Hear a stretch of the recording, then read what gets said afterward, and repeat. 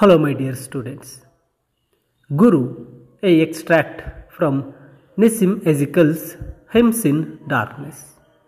ಈ ಒಂದು ವಿಡಿಯೋದಲ್ಲಿ ನಿಸ್ಸಿಮ್ ಎಜಿಕಲ್ ರವರು ಬರೆದಿರತಕ್ಕಂತಹ ಗುರು ಪೊಯಮ್, ಇದು ಒಂದು ಅವರ ಸಂಕಲನವಾಗಿರ್ತಕ್ಕಂತಹ ಹಿಮ್ಸ್ ಇನ್ ಡಾರ್ಕ್ನೆಸ್ನಿಂದ ಆಯ್ದ ಒಂದು ಪೊಯಮ್ ಆಗಿರುತ್ತೆ. ಗುರು ಈ ಒಂದು ಪದ್ಯದಲ್ಲಿ ನಿಸ್ಸಿಮ್ ಎಜಿಕಲ್ ರವರು ನಮ್ಮ ಸಮಾಜದಲ್ಲಿ ಇರ್ತಕ್ಕಂತಹ ಸಂತರು, ಸಾಧು ಸಂತುಗಳು ಅಂತ ಏನು ಕರಿತೀವಿ, ಅವರು ಎರಡು ಮುಖವಾಡಗಳನ್ನು ಹೊಂದಿರ್ತಾರೆ. ಕೆಲವರು ನಿಜವಾದಂಥ ಸಂತರಾಗಿದ್ದರೆ ಕೆಲವರು ಹಾರ್ಮ್ಫುಲ್ ಕಪಟ ಸನ್ಯಾಸಿಗಳಾಗಿರ್ತಾರೆ ಅಂತಕ್ಕಂಥದ್ದನ್ನು, ಹಾಗೆ ಹೇಗೆ ಈ ಕಪಟರು ಸನ್ಯಾಸಿಗಳಾಗ್ತಾರೆ ಮತ್ತು ಅವರ ಒಂದು ಆಟಿಟ್ಯೂಡ್ಸ್, ಅವರ ನೇಚರ್, ರಿಯಲ್ ನೇಚರ್ ಹೇಗಿರುತ್ತೆ ಅಂತಕ್ಕಂಥದ್ದನ್ನು ಈ ಒಂದು ಪದ್ಯದ ಮೂಲಕ ಬಿಡಿಸಿ ಹೇಳಲು ಹೊರಟಿದ್ದಾರೆ. ಬನ್ನಿ ಈ ಒಂದು ಗುರು ಪದ್ಯದ ಕನ್ನಡ ಸಾರಾಂಶವನ್ನು ನೋಡ್ತಾ ಸಾಗೋಣ.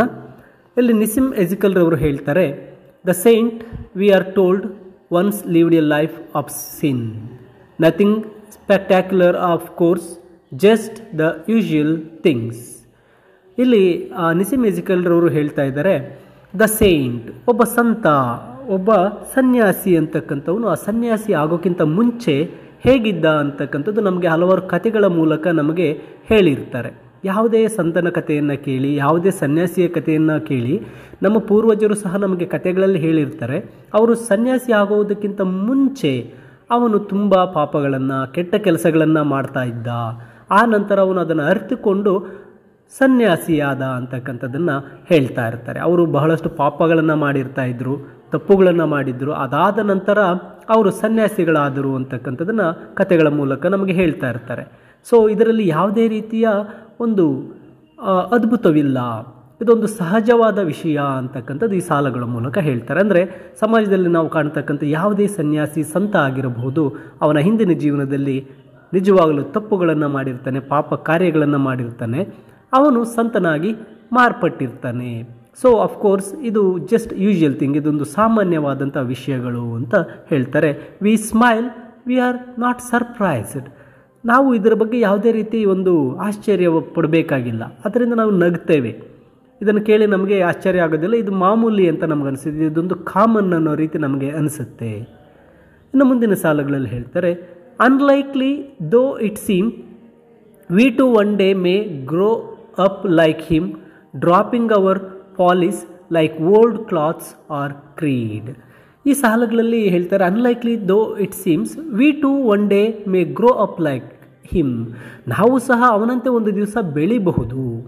ಅಂದರೆ ನಾವು ಸಹ ಈಗ ಕೆಟ್ಟ ಕೆಲಸಗಳನ್ನು ಮಾಡ್ತಾ ಇರ್ಬೋದು, ಡೇ ಬೈ ಡೇ ನಾವು ಮುಂದೆ ಬೆಳೆದಂತೆ ಏನಾಗ್ಬೋದು, ನಮ್ಮ ಈ ತಪ್ಪುಗಳನ್ನೆಲ್ಲ ಮರೆತು ನಾವು ಒಳ್ಳೆಯವರಾಗಬಹುದು ಅಂತಕ್ಕಂಥ ದೃಷ್ಟಿಯಿಂದ ನಮಗೆ ಈ ರೀತಿ ಹೇಳಿರ್ತಾರೆ.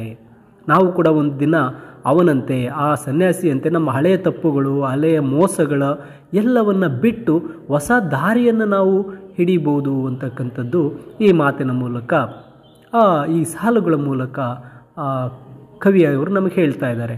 ಲೈಕ್ ಯಾವ ರೀತಿ ಅಂದರೆ, ನಮ್ಮ ಹಳೆಯ ಬಟ್ಟೆಗಳನ್ನು ತೆಗೆದು ಹೊಸ ಬಟ್ಟೆಯನ್ನು ನಾವು ಹಾಕಿಕೊಳ್ಳುವ ಹಾಗೆ ನಮ್ಮ ಹಳೆಯ ಮಾಡಿರ್ತಕ್ಕಂಥ ಪಾಪಗಳು, ತಪ್ಪುಗಳನ್ನೆಲ್ಲ ಬಿಟ್ಟು ನಾವು ಹೊಸಬರಾಗಬಹುದು, ಹೊಸ ಜೀವನವನ್ನು ನಡೆಸಬಹುದು ಅಂತಕ್ಕಂಥದ್ದನ್ನು ಹೇಳ್ತಾರೆ. ಬಟ್ ಆದರೆ then we learn the saint is still a faithless friend. ಆದರೆ ನಮಗೆ ಒಂದು ವಿಷಯ ತಿಳಿಯುತ್ತೆ, ಆ ಸನ್ಯಾಸಿ ಸಂತ ನಮಗೆ ನಿಜವಾಗಲೂ ಈಸ್ ಎ ಫೇತ್ಲೆಸ್ ಫ್ರೆಂಡ್, ನಂಬಿಕೆಗೆ ಅರ್ಹನಲ್ಲದ ಒಬ್ಬ ಸ್ನೇಹಿತನಾಗಿರ್ತಾನೆ. ನಾವು ಸಮಾಜದಲ್ಲಿ ಕಾಣ್ತಕ್ಕಂಥ ಒಬ್ಬ ಸಂತರ ಬಗ್ಗೆ, ಸನ್ಯಾಸಿಗಳ ಬಗ್ಗೆ, ಗುರುಗಳ ಬಗ್ಗೆ ಹೇಳ್ತಾ ಹೋಗ್ತಾ ಇದ್ದಾರೆ. ಸೊ ಅವರು ಫೇತ್ಲೆಸ್ ಫ್ರೆಂಡ್ ಆಗಿರ್ತಾರೆ. ಜೊತೆಗೆ obstinate in argument, ungrateful for favours done. ಅವರನ್ನು ನೋಡಿದಾಗ ಅವರು ವಾದದಲ್ಲಿ ತುಂಬ ಹಠಮಾರಿಯಾಗಿರ್ತಾರೆ. ಅವರು ಹೇಳಿದ್ದೇ ನಡಿಬೇಕು, ಅವರು ಹೇಳಿದ್ದೇ ವೇದವಾಕ್ಯ, ಅವರು ಹೇಳಿದರೆ ದೇವರು ಹೇಳಿದಂತೆ ಅನ್ನೋ ರೀತಿಯಲ್ಲಿ ಆರ್ಗ್ಯುಮೆಂಟ್ ಮಾಡ್ತಾರೆ. ಅದಾದ ನಂತರ ಅನ್ಗ್ರೇಟ್ಫುಲ್ ಫಾರ್ ಫೇವರ್ಸ್ ಡನ್, ಅವರು ಯಾವುದೇ ಉಪಕಾರಕ್ಕೆ ಅಥವಾ ಕೃತಜ್ಞನಾಗಿರೋದಿಲ್ಲ. Is ungrateful for any favours done, ನೀವೇನೇ ಮಾಡಿರಲಿ ಅವನು ಕೃತಜ್ಞತೆ ಆಗಿರೋದಿಲ್ಲ. ನಂತರ hard with servants and the poor, ಆತ ಏನು ಮಾಡ್ತಾನೆ, ತನ್ನ ಶಿಷ್ಯರಲ್ಲಿ ಮತ್ತು ತನ್ನ ಸೇವಕರಿಗೆ ಅಥವಾ ಬಡವರನ್ನು ನೋಡಿದಾಗ ತುಂಬ ಏನು ಮಾಡ್ತಾನೆ, ಹಾರ್ಡ್ ಆಗಿರ್ತಾನೆ, ಅವ್ರ ಬಗ್ಗೆ ತುಂಬ ಕೆಟ್ಟದಾಗಿ ನೋಡ್ಕೋತಾ ಇರ್ತಾನೆ. ಅನಂತರ ಡಿಸ್ಕೋರ್ಟಿಯಸ್ ಟು ಡಿಸಿಪಲ್ಸ್, ಅವನ ಶಿಷ್ಯರ ಬಗ್ಗೆ ಅವನಿಗೆ ಯಾವುದೇ ರೀತಿಯಾಗಿ ದಯೆ ಅಂತಕ್ಕಂಥದ್ದು ಇರೋದಿಲ್ಲ. ಸ್ಪೆಷಲಿ ಮೆನ್, ಆ ವಿಷಯಕ್ಕೆ ಬಂದಾಗ ವಿಶೇಷವಾಗಿ ಪುರುಷರಲ್ಲಿ ಅವರ ಸೇವಕರ ಬಗ್ಗೆ ದಯೆ ಇರೋದಿಲ್ಲ. ಸೇವಕರನ್ನು, ಶಿಷ್ಯರನ್ನು, ಬಡವರನ್ನು ತುಂಬ ಕಠಿಣವಾಗಿ ಈ ಸಾಧು ಸಂತರ ಗುರುಗಳು ನೋಡ್ತಾ ಇರ್ತಾರೆ.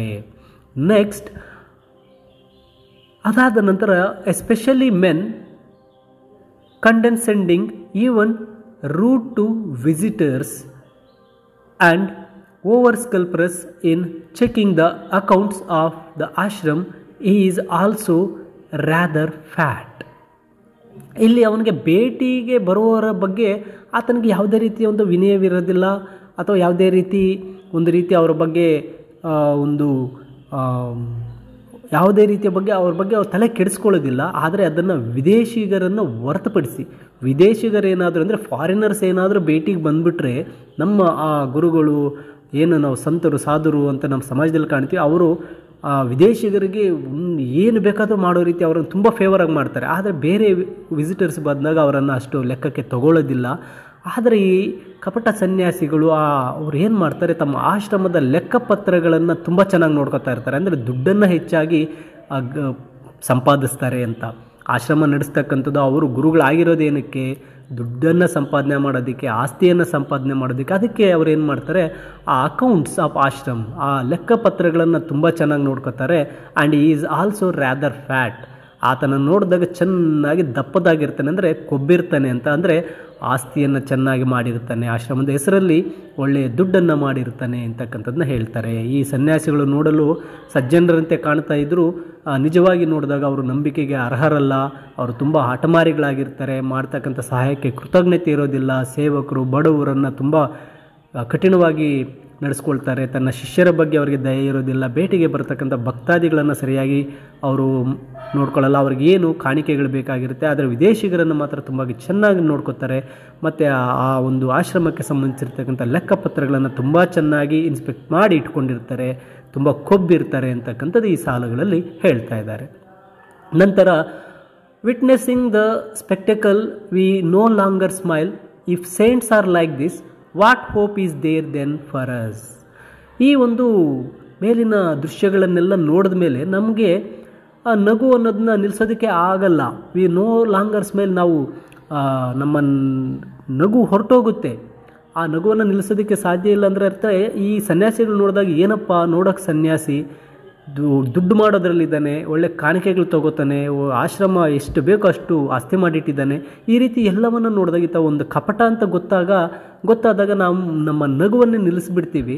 ಸನ್ಯಾಸಿಗಳು ಅಂತ ಹೇಳಿ ಜನರಿಗೆ ಮಾರ್ಗದರ್ಶನ ಮಾಡೋ ಅಂತಕ್ಕಂತಹ ವ್ಯಕ್ತಿಗಳೇ ಹೀಗಾದರೆ ನಮಗಿನ್ನೇನು ಗತಿ, ನಮ್ಮ ಸಾಮಾನ್ಯ ಜನರ ಇನ್ನೇನು ಮಾಡ್ತಾರೆ ಅಂತಕ್ಕಂಥದ್ದು ಕವಿ ಇಲ್ಲಿ ಪ್ರಶ್ನೆ ಮಾಡ್ತಾ ಇದ್ದಾರೆ. ಕೊನೆಯಲ್ಲಿ ನೋಡಿ, what hope is there then for us.